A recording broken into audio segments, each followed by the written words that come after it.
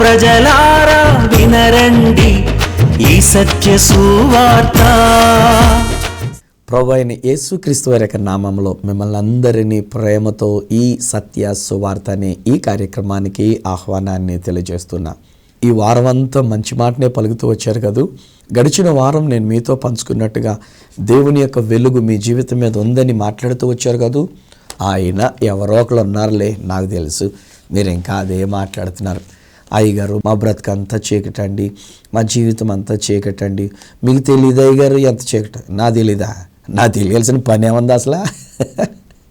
మళ్ళా పైపొచ్చి కావాలంటే దేవుడికి తెలియదు అంటారు. దేవుడా నీకు తెలియదు నాకు ఎంత చీకటి ఉందో, నేను ఎంత చీకట్లో ఉన్నానో నీకేం తెలుసు అని చెప్పేసి అని అంటారు. దేవునికి తెలియకుండా ఎందుకు ఉంటుంది? దేవుడు సర్వజ్ఞాని, సమస్తము ఎరిగినటువంటి దేవుడు. నీ చీకటంతా ఆయనకి తెలుసు, నీకు ఎదురైనటువంటి పరిస్థితి అంతా ఆయనకి తెలుసు. హే ఫ్రెండ్స్, ఈరోజుని నేను మీతో పంచుకున్నటువంటి మాట ఏంటంటే, లెట్ us లెర్న్, మనం నేర్చుకుందాం రండి. నేను నేర్చుకున్నా. నేనేం ఈ రోజుకి సడన్గా నేను రక్షింపబడిపోయిన వెంటనే ఇంత పాజిటివ్గా మాట్లాడేసేటువంటి విధానం నాకు రాలే. చాలా దెబ్బలు తిని చాలా విషయాల్లో నేర్చుకొని చాలా దిద్దుబాట్లు చేసుకొని ఈరోజు కొంచెం ఒక స్థాయిలో మాట్లాడుతున్నాను. ఇప్పుడు కూడా నేనేం పర్ఫెక్ట్ గాను. నా జీవితంలో నేను కూడా సమస్యలనే మాట్లాడడం సహజం. ఒక చిన్న మాట చెప్తాను వినండి. నేను నా జీవితాన్ని గురించి అంటూ ఉన్నాను కదా. ఒకప్పుడు చాలా కాలం క్రితం మా కుటుంబంలో ఒక సమస్య అయినటువంటిది వచ్చింది. అన్నగారి కుమార్తె ఏదో ఫైనాన్స్ తీసుకుంది. పాపం ఏం చేసిందో ఏం ఖర్చు అయిందో వాళ్ళకి తిరిగి మళ్ళీ ఇవ్వలేకపోయింది. ఈలోగా వాళ్ళు వచ్చి మా అన్నగారి కూతురిని ఆ డబ్బులు ఇవ్వాలని చెప్పేసి అడగడానికి వచ్చారు. సరిగ్గా టైంలో మా అన్నయ్య ప్రభునందు నిద్రించారు.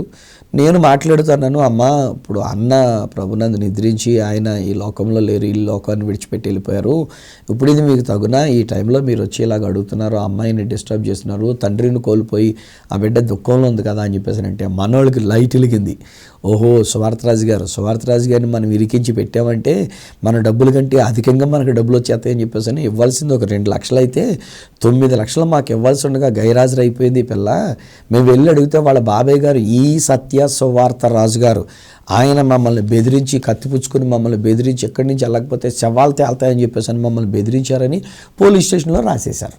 అక్కడ పోలీస్ ఎఫ్ఐఆర్ కేసు అయ్యేసరికల్లా నేను ఇంక అక్కడి నుంచో చూడండి, ఎవరి దగ్గరికి వెళ్ళినా ఎవరు నా దగ్గరికి వచ్చినా నేను మాట్లాడేది దేని గురించి మాట్లాడుతానంటే, ఇదిగోండి ఎప్పుడైనా నేను ఇలా కత్తిపుచ్చుకొని అన్నట్టుగా ఉన్నానండి, మీకే తెలుసు కదా, నేను నా బైబిల్ పుచ్చుకుంటాను తప్పితే నేను కత్తిపుచ్చుకొని ఎప్పుడన్నా ఉన్నానండి, ఎంత ఎలాగ నా మీద రాశారండి. మళ్ళీ వాళ్ళు కూడా టీవీలో నా ప్రోగ్రామ్ చూస్తున్నారంట, మరి ఏమనుకున్నారేమో ఈలోగా ఒకళ్ళిద్దరు చెప్తుంటారు, లేదయ్య గారు మీ పేరు పెడితే కనుక డబ్బులు వచ్చేస్తాయని చెప్పి బహుశా ఆశించుంటారు వాళ్ళు అని ఇలాగలాగా చెప్తే, ఈసారి ఇది కూడా మళ్ళీ కలిపి ఇంకొకరు వచ్చినప్పుడు ఏం చెప్తూ వచ్చానంటే, నేనైతే డబ్బులు వచ్చేస్తాయని 2 లక్షలు ఆ పిల్ల ఇవ్వాల్సినటువంటి డబ్బులు అయితే 9 లక్షలు ఇవ్వాలని చెప్పేసి ఇంకా కేసులో పెట్టారమ్మా, చూసారా ఎప్పుడైనా ఇలా జరిగిందమ్మా అని.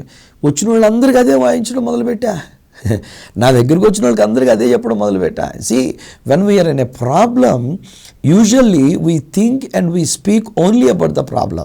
మనకి ఏదైనా కష్టం వచ్చినప్పుడు, మనకి ఏదైనా ఇబ్బంది వచ్చినప్పుడు సాధారణంగా మనం చేసేటువంటి ఒక పని ఏంటంటే ఆ ఇబ్బందిని, ఆ సమస్యని మనం మాట్లాడుతూ ఉంటాం. హే ఫ్రెండ్స్, మీరు ఎంతకాలంగా ఆ సమస్యని గురించి మీరు మాట్లాడుతూ వచ్చారో ఒకసారి ఆలోచన చేసుకోండి. నేనంటే ఇది నన్ను మీరు ఎంత ఎక్కువ మాట్లాడుతూ వచ్చారో అంత సమస్య పెరుగుతూ వస్తుంది. సో అందుకనే ఈరోజు నేను దేవుని యొక్క వాక్యాన్ని బట్టి నేను నేర్పిస్తున్నటువంటి మాట ఏంటంటే, ఈ రోజున్న వాస్తవాన్ని గురించి మాట్లాడవద్దు, మీ సమస్యను గురించిన విషయాలు మీరు మాట్లాడవద్దు, మీ కష్టాన్ని గురించిన విషయాల్ని మాట్లాడవద్దు. చేతనైనంత మటుకు దేవుడు ఎలా మాట్లాడాడో నేర్చుకొని మనము కూడా అలాగున ఒక మంచి మాటనే మాట్లాడడానికి ప్రయత్నం చేద్దాం. ఓకేనా? ఈరోజు నేను దేవుని యొక్క వాక్యంలో వచ్చి నేను ఆలోచిస్తూ ఉన్నప్పుడు మన ప్రభు రక్షకుడైనటువంటి యొక్క యేసుక్రీస్తు వారిలో నుండి ఒక అనుభవాన్ని నేను మీతో పంచుకోవాలని ఆశపడుతున్నాను. ఈ అనుభవం మార్కు సువార్త 4వ అధ్యాయము 35వ వచనం దగ్గర నుంచి ఉన్న మాటల్లో మనకి కనబడుతున్నటువంటి విషయాలు. యేసుక్రీస్తు ప్రభువారు తన యొక్క శిష్యులతో మాట్లాడుతుంటారు, నాయన రే బాబు శిష్యులారా, మనం అద్దరికి వెళ్దాము, ఈ గలిలయ సముద్రం మీద నడవండి అని చెప్పేసానంటే మిగతా వాళ్ళందరినీ వేరే వేరే దోణుల్లో పంపించేసి యేసుక్రీస్తు ప్రభువాన్ని ఒక చిన్న దోణిలో ఎక్కించుకొని శిష్యులైనటువంటి వాళ్ళు బయలుదేరి వెళ్తూ ఉన్నారు. కొంత దూరం వెళ్ళేసరికి ఈలోగా యేసుక్రీస్తు ప్రభువారు దినమంతా ఎవరో ఒకరికి ఏదో ఒక పరిచర్య చేస్తూనే వస్తూ ఉన్నారు. రోగులను బాగు చేస్తూ వచ్చినారు, లేక దేవుని రాజ్యాన్ని గురించినటువంటి ఒక బోధ చేస్తూ వచ్చినారు, కన్నీరు తుడుస్తూ వచ్చినారు. ఏదో కార్యక్రమం ఏది కాదు అని అంటే ఆయన తండ్రికి మొర్ర పెడుతున్నటువంటి రీతిగా, తండ్రితో మాట్లాడుతున్నటువంటి రీతిగా ప్రార్థనలో గడుపుకునేటువంటి ఒక విషయం. సో న్యాచురల్లీ ఇప్పుడు ధోనిలో వెళుతుంటే నా బైబిల్ గ్రంథంలో వ్రాయబడినటువంటి మాట ఏంటంటే, నా యేసుక్రీస్తు ప్రభువారు ఆయన ధోని అమరమున లేక అడుగు భాగమున తలగడ మీద తలవాల్చుకొని ఆయన పండుకున్నారంట. ఈలోగా బైబిల్లో వ్రాయబడిన మరొక మాట ఏంటంటే, అప్పుడు ఒక పెద్ద తుఫాను రేగి అనేకమైన ధోనులు వెళ్తున్నాయి. ఆ ధోనుల సంగతి ఏమో రాయబడలేదు, కానీ యేసు ఉన్న ధోని మీద కొట్టగా ధోని మునిగిపోసాగెను. బహుశా ఈరోజు మీ జీవితంలో కూడా సమస్య వచ్చింది కాదు, ఈరోజు మీ కుటుంబం మీద సమస్య వచ్చింది కాదు, ఈరోజు మీరు ఒక కేసులో ఇరుక్కొని ఉన్నారు కాదు. మొన్న మధ్యలో ఒక బ్రదర్ నా దగ్గరికి వచ్చి ప్రార్థన చేయించుకుంటూ అంటున్నారు, అయ్యా మాకు ఈ కేసులో నేను తట్టుకోలేకపోతున్నానండి, ఈరోజు వాయిదా అది జరిగిపోవాల్సింది, జడ్జిమెంట్ ఇవ్వాల్సినటువంటిది ఈరోజు కాదని మళ్ళీ దాన్ని వాయిదా వేశారు, నలిగిపోతున్నామండి కోర్టు కేసులని, అన్యాయంగా మా మీద కేసు వేసినటువంటి దానికి మేము మాటి మాటికి అక్కడ కోర్టుకి వెళ్ళి అక్కడ నిలబడి ఒక ముద్దాయిలాగా నిలబడి రావటం, ఇది నిజంగా మా జీవితంలో నలిగిపోతున్నామండి. బహుశా నలిగిపోతూ ఉన్నారు మీరు కూడా. ఈరోజు మీ కుటుంబంలో ఒక సమస్య, మీ వాళ్ళే మీ మీద కేసు వేశారేమో. నేను ఒక భార్య భర్తలను చూస్తున్నా, బహుశా భార్య మీ మీద కేసు వేసినది కాదు. ఈరోజు బ్రదర్ మీరు నా కార్యక్రమాన్ని వీక్షిస్తూ ఉన్నారు, మీరు నలిగిపోతూ ఉన్నారు. పాస్టర్ గారు మీకు తెలియదండి బాబు, ఆవిడ యొక్క జీవితం బాబోయ్ భయంకరమైనటువంటి స్త్రీ అండి బాబు, ఇలాంటి స్త్రీ ఎవ్వరూ ఉండరండి బాబు, నాకు చేయవలసిన అల్లరంతా చేసింది, నా పరువంతా పోగొట్టేసింది, మళ్ళా పైపెచ్చు నా మీద కేసు వేసి ఇప్పుడు నేను తనకి ఇవ్వాల్సినటువంటి డబ్బులు ఇవ్వాలని ఎంత డబ్బులు డిమాండ్ చేస్తూ, అనుకున్న దానికంటే అధికమైనటువంటి రీతిలో డబ్బులు డిమాండ్ చేస్తూ నా మీద కేసు పెట్టి నెమ్మది లేకుండా చేస్తుందండి. అరే ఎందుకండి ఆ మాటలు మాట్లాడతారు? నిజంగానే వాస్తవంగా బహుశా ఆవిడ మీ మీద కేసు వేసి ఉండవచ్చు, వాస్తవంగా మిమ్మల్ని చాలా ఇబ్బంది పెట్టి ఉండి ఉండవచ్చు, మిమ్మల్ని రాచి రంపాన పెడుతున్నట్టుగా ఉండి ఉండవచ్చు, బహుశా ఆ యొక్క సహోదరికి సపోర్ట్ చేసేవాళ్ళు ఎవరో తనకి సపోర్ట్ చేసేవాళ్ళు ఉండి ఉండవచ్చు, ఉన్నారు అలా కూడా. ఇటుపక్క సపోర్ట్ చేసేవాళ్ళు ఇటుపక్క ఉంటారు, అటుపక్క ఆవిడికి సపోర్ట్ చేసేటువంటి వాళ్ళు ఆవిడకు ఉంటారు. ఆవిడని రెచ్చగొట్టి నువ్వు కేసు వేసి నీకెందుకు, ఆడ మనిషి నువ్వు కేసు వేసినట్టయితే కనుక నీకే న్యాయం జరుగుతుంది, నీకు ఎలాగని ఇంత డబ్బులు ఇప్పించేసేటువంటి పరిస్థితి వస్తుంది, నీకు డబ్బులు అన్నీ ఇప్పించినప్పుడు అందులో కమిషన్ నాకు 10% 20% నా కమిషన్ నేను తీసుకొని మిగతా డబ్బులన్నీ నీకు ఇస్తాను, నీకు ఎందుకు ఇన్ని లక్షలు వేసేద్దాం కేసు అని చెప్పేసి రెచ్చగొట్టేటువంటి వాళ్ళు కూడా లేకపోలేదు ఈరోజు. ఇవన్నీ వాస్తవాలు. నేనేమంటానంటే వాస్తవం అనే విషయాన్ని మాట్లాడొద్దు. నా ప్రోగ్రాం ఏంటంటే సత్య సువార్త, వాస్తవ సువార్త కాదు, వాస్తవాలు కాదు నేను మాట్లాడుతుంది. వాస్తవాలు ఉంటాయి, I don't care for that's. ఆ యొక్క ఫ్యాక్ట్స్ అనేటువంటి దాని గురించి నేను పెద్ద పట్టించుకోను, నాకు అక్కర్లేదు. నేను సత్యాన్ని గురించి నేను ఆలోచిస్తున్నా, సత్యాన్ని మీ మీద నేను ప్రకటన చేస్తున్నా.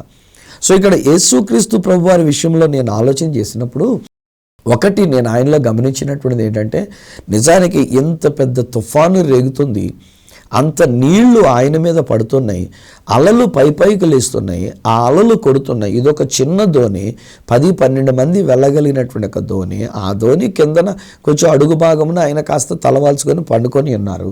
ఈలోగా ఆ నీళ్ళన్నీ కొడుతుంటే ఆ నీళ్ళకు తడుస్తున్న యేసు ఆయనకి శాంతి సమాధానం కోల్పోలే. వాస్తవాన్ని బట్టి ఆయన డిస్టర్బ్ కాలే, చినుకులు మీద పడుతున్న డిస్టర్బ్ కాలే, నీళ్లు మీద పడుతున్న డిస్టర్బ్ కాలే. అంతేకాదు, బహుశా నేను అనుభవించాను అదే గలిలయ సముద్రం మీద చాలాసార్లు నేను వెళ్ళొచ్చాను కనుక 1-2 పర్యాయాలు ఆ గలిలయ సముద్రం మీద వస్తున్నటువంటి ఒక గాలి 21 కిలోమీటర్ల పొడవు ఉంటుందండి, 12 కిలోమీటర్ల వెడల్పు ఉంటుంది.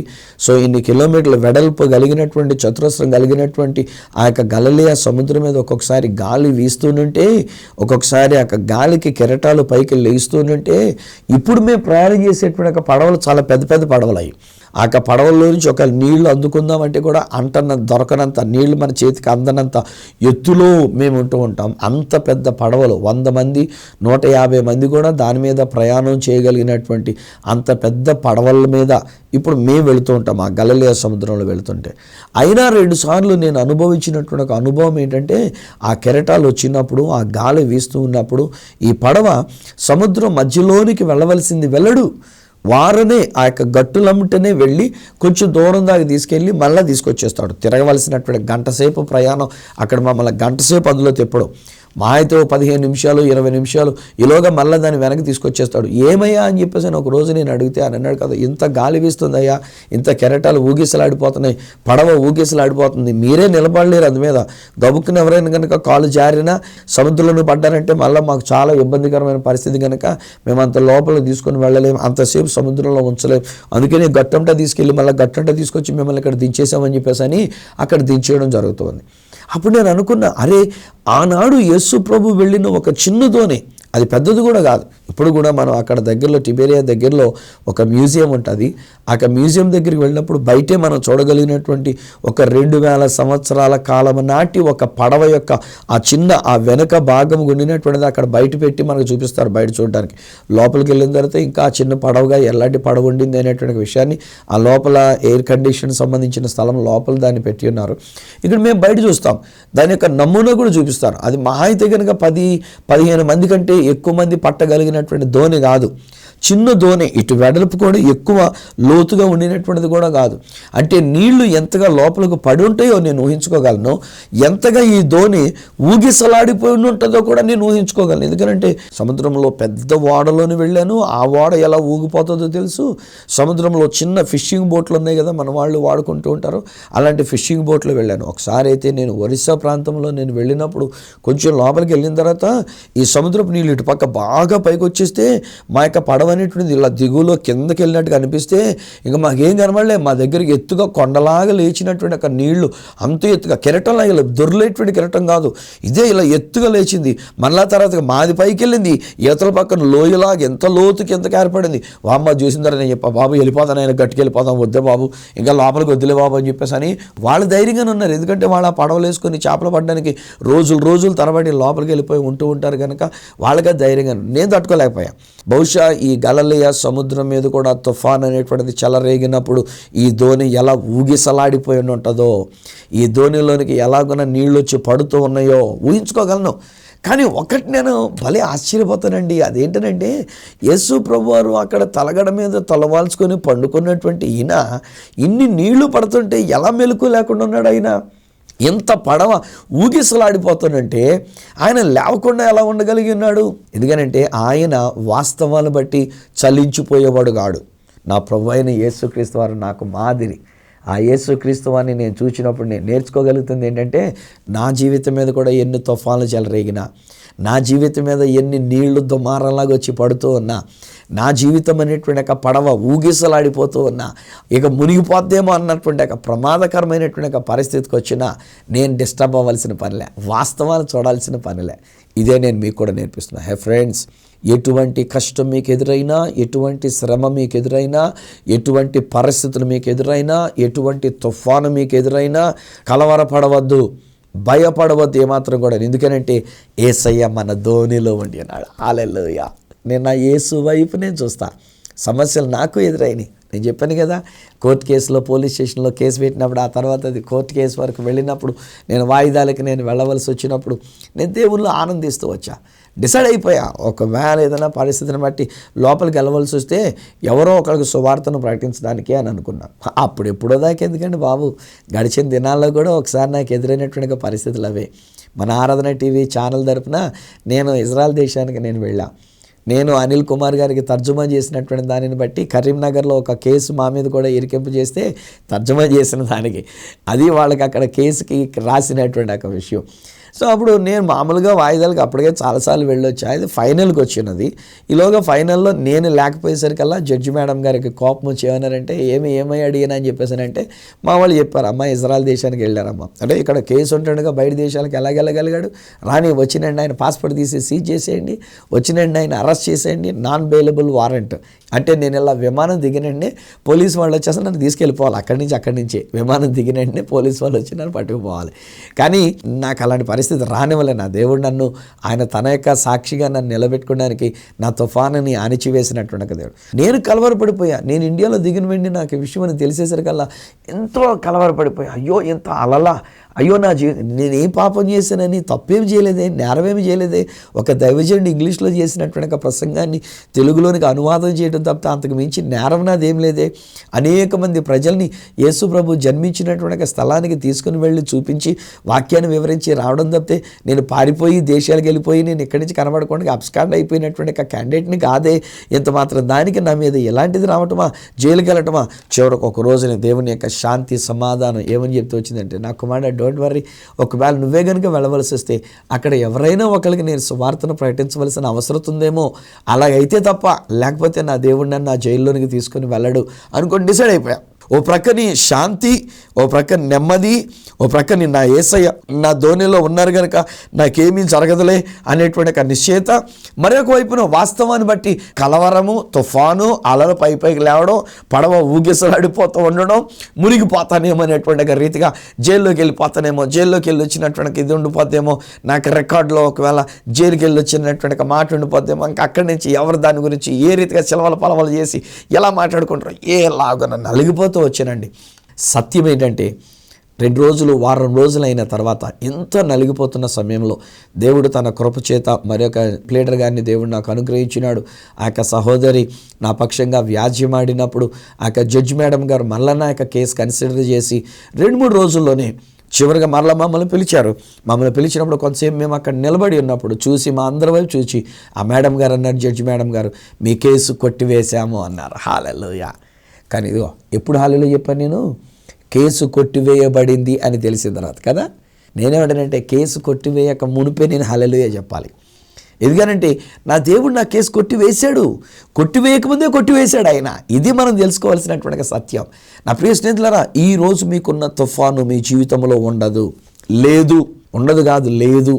ఇప్పుడు మీకు అందాక అలలు పైపైలుస్తున్నాయి, నేనైతే అలలు చూడడం లేదు, పీస్ఫుల్గా ఉన్నటువంటి ఒక సముద్రం నేను చూస్తున్నా.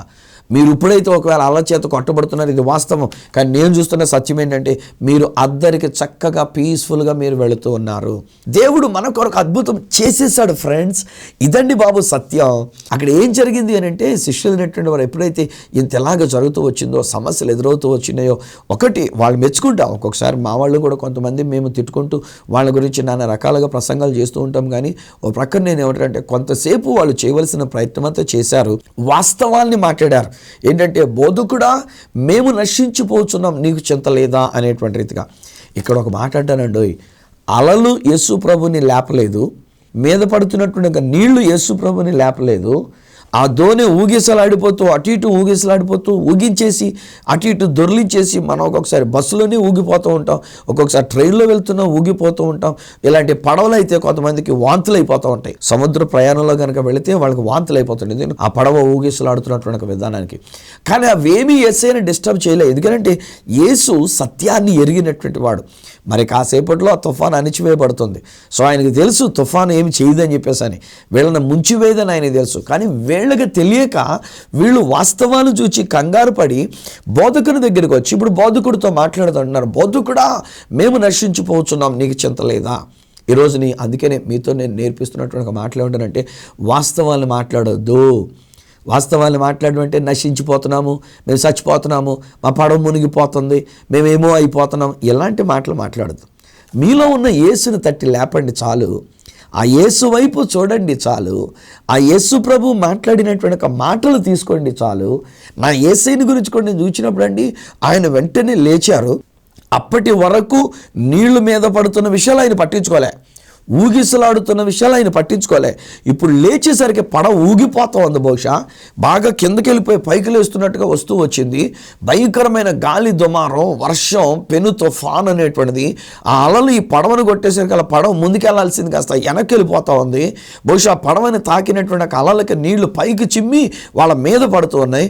ఈ చూచిన యేసయ్య, వామ్మో ఎంత తుఫానా, ఎంతసేపటి నుంచి కురుస్తుంది, అయ్యా నాకేం మెలకువ రాలేదే అన్నమాట. ఈ వాడలేదు ఆయన. గడిచిన వారం నేను మీతో చెప్తున్నప్పుడు చీకటిని గురించి నా దేవుడైన యెహోవా ఆయన కలత చెంది వామ్మో ఎంత చీకట అన్న మాట అనలే. చీకటిలో వెలుగు కలుగుగాక అని పలికారు, వెలుగు కలిగింది. మీ జీవితంలో కలిగినటువంటి ఒక చీకటికి వెలుగు కలుగ్గాక అని దేవుడు పలికారు. వెలుగు కలిగింది అని దైవ సేవకుడిగా నేను నేర్పించాను. మీరు చీకటిని గురించి ఇక మాట్లాడొద్దు, మీకు కలిగిన వెలుగునే మీరు చూడండి, ఆ వెలుగును గురించే మాట్లాడండి అన్నాను. ఈ వారం రోజులు మీరు పలికిన వెలుగును బట్టి మీ జీవితంలో మీరు ఆ వెలుగును మీరు చూడగలిగారు. ఈరోజు నా ప్రభువైన యేసుక్రీస్తు వారు పలికిన ఆ మాట విధానం మనం నేర్చుకుని ఉన్నాం కాదు. ఆయన తుఫానును గురించి మాట్లాడలే, ఆ అలలను గురించి మాట్లాడలే, ఊగిసలాడిపోతున్న పడవను గురించి మాట్లాడలే, లేక శిష్యులు పలికినటువంటి ఒక వాస్తవపు మాటలాగా మునిగిపోతామేమో, నశించిపోతామేమో అనేటువంటి మాటలు అవి కూడా మాట్లాడలే. నా యేసు లేచిన తర్వాత ఆయన పలికినటువంటి ఒక మాట ఏంటంటే, ఎలా ఉండాలని ఆయన కోరుకున్నారో ఆ మాటనే ఆయన పలికారు. నిశ్శబ్దమై ఓరకుండు. సముద్రముతోని గాలితోని ఆయన మాట్లాడుతున్నటువంటి ఒక మాట ఇది, నిశ్శబ్దమై ఓరకుండు. హై ఫ్రెండ్స్, బహుశా మీ జీవితంలో చాలా భయంకరమైన తుఫాను చెలరేగుతోంది. మీ ఇంట్లో వాళ్ళ వల్లనే తుఫాను వచ్చింది, మీ సొంత వాళ్ళ వల్లనే మీరు తుఫాను ఎదుర్కొంటూ ఉన్నారు, నిందలు ఎదుర్కొంటూ ఉన్నారు. బయటికి వెళ్తే తలవంపులు అనేటువంటి రీతిగా పరిస్థితులు ఉన్నాయి. బహుశా మీ బిడ్డలు, మీ కుమార్తె, మీ కుమారుడు, వారి యొక్క జీవితం వలన మీకు కలిగినటువంటి ఒక పరిస్థితులు. ఈ మధ్యలో కొన్ని న్యూస్ కూడా నేను గమనిస్తున్నప్పుడు సొంత భార్య భర్తలే వేరొకళ్ళతో సంబంధాలు పెట్టుకొని ఆ భార్యని లేక భర్తని కడతీర్చినటువంటి ఒక పరిస్థితులు. ఎంత భయంకరమైన పరిస్థితులు కాదు. ఈరోజు బహుశా మీరు ఒక గౌరవప్రదమైనటువంటి ఒక కుటుంబంగా మీరు ఉండి ఉన్నారు, కానీ ఎక్కడో మీ ఇంటిలో అపశృతి జరిగి ఉన్నది. అది ఒక తుఫాను వలె మీ మీదకి వస్తుంది.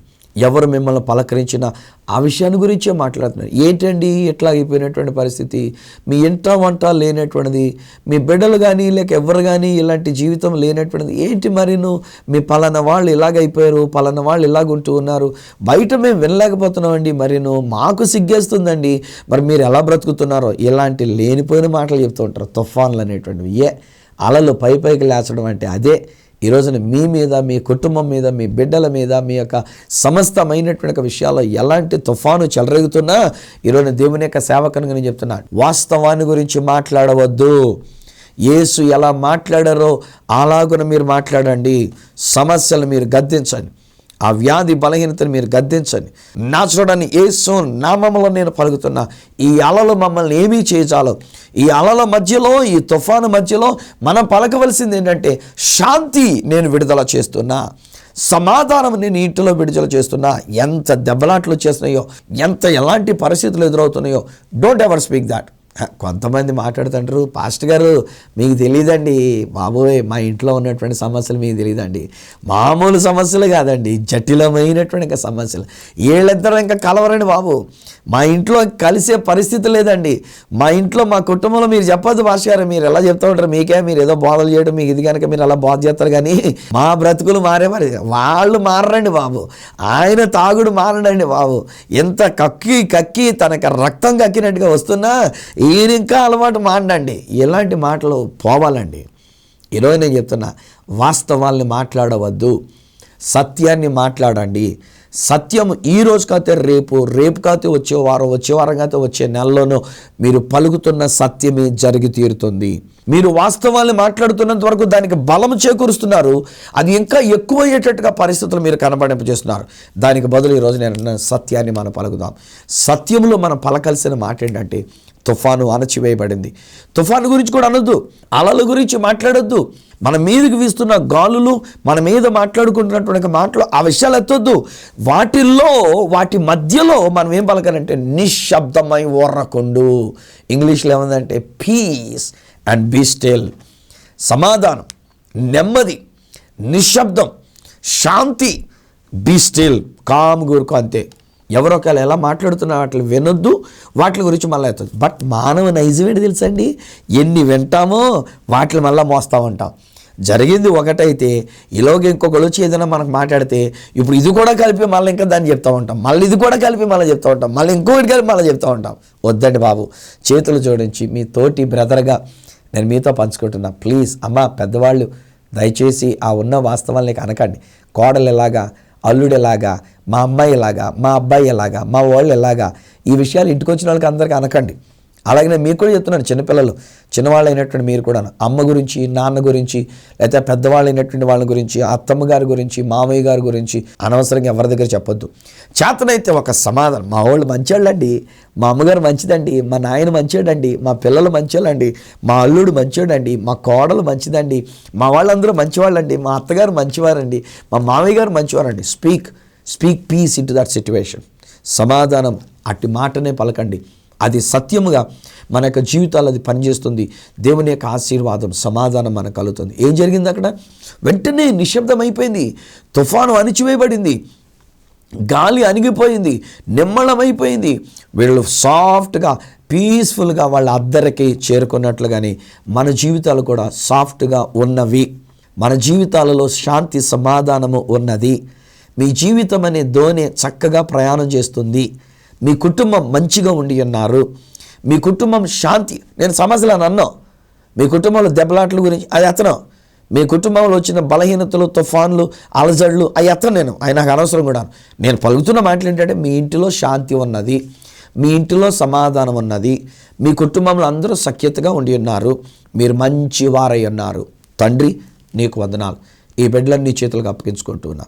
ఈ కుటుంబాన్ని నీ చేతిలో పెడుతున్నా. డాడీ, మీరు వీరి కొరకు చేసిన కార్యాలను బట్టి నీకు వందనాలనైనా. మీరు మాట్లాడినటువంటి మాట సత్య ప్రకారంగా మేము కూడా మాట్లాడడానికి మాకు నేర్పించినందుకు నీకు వందనాలు. ఉన్న వాస్తవాలు మేము మాట్లాడం. తుఫానున్నా, అలజడులున్నా, ఎటువంటి అలగలు చెలరేగుతూ ఉన్నా, ధోనిని ఊగిసలాడింపజేస్తున్నా, మా కుటుంబాన్ని, మా కుటుంబ సభ్యులను ఊగిసలాడింపజేస్తున్నా. We don't speak that daddy. మేము అది మాట్లాడం. మేము ఈరోజు నేర్చుకున్నాం. ఈ సత్య సువార్త ద్వారా మేము నేర్చుకున్న విషయం ఏంటంటే, మీ మాటనే మేము పలుకుతాం. మీరు మాట్లాడినట్టుగా మేము మాట్లాడతాం.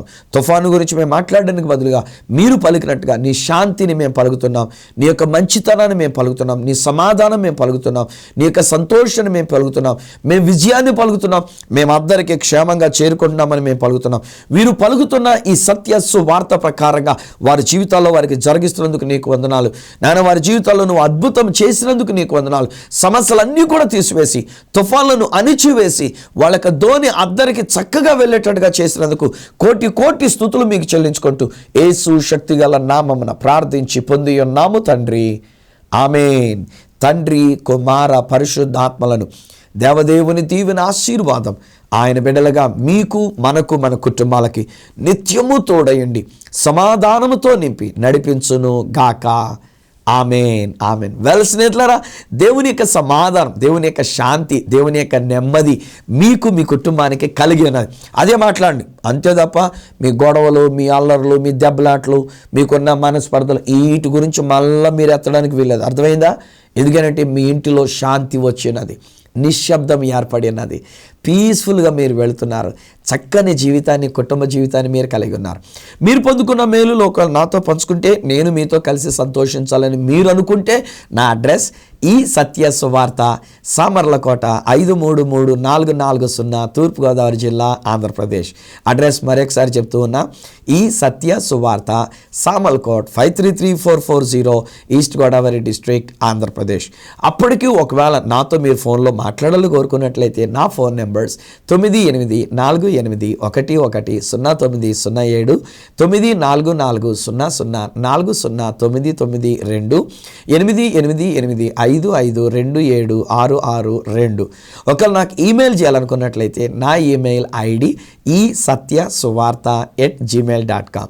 మళ్ళీ వచ్చే వారం ఈ సత్య సువార్త కార్యక్రమంలో మిమ్మల్ని కలుసుకొని మరొక అద్భుతమైన సత్య సువార్తని మీతో పంచుకునేటంత వరకు మనకి శాంతియుతమైనటువంటి జీవిత ప్రయాణాన్ని అనుగ్రహించిన ఆ యేసయ్య చేతులకు మిమ్మల్ని అప్పగిస్తూ మీ దగ్గర సెలవు తీసుకుంటున్న మీ ప్రియ సహోదరుడు ఈ సత్య సువార్త రాజు.